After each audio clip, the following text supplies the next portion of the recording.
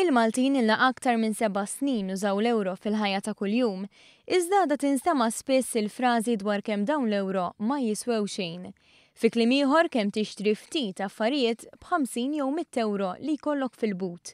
Forsi ta' ftit konsolazzjoni jista' jkun il-fatt li studju riċenti tal-Eurostat, l-Uffiċċju tal-Istatistika tal-Kummissjoni Ewropea, juri li l-euro f'Malta hija b'saħħitha aktar minn kemm hi fil-medja ta' pajjiżi oħra Ewropej.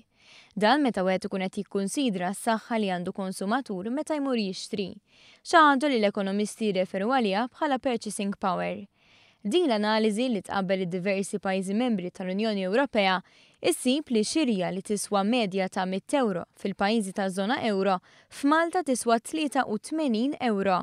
Però fl-istess ħin l-istudju sab ukoll li għalkemm ċerti prodotti u servizzi f'Malta jista' jkollhom prezzijiet vantaġġjużi, f'każi oħra il-Maltin iħallsu kemm xejn bit-salza.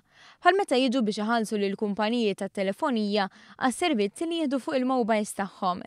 Jirriżulta wkoll li f'Malta għandna l-ogħla prezzijiet għall-appliances. Però l-prezzijiet tal-elettriku, il-gass u l-fuel huma irħas sew f'pajjiżna meta mqabbla mal-medja taż-żona euro. Meta dawn is-servizzi kienu meħudin flimkien, dak li fil-pajjiżi taż-żona euro jiswa 105 euro, f'Malta jiswa biss 79 euro.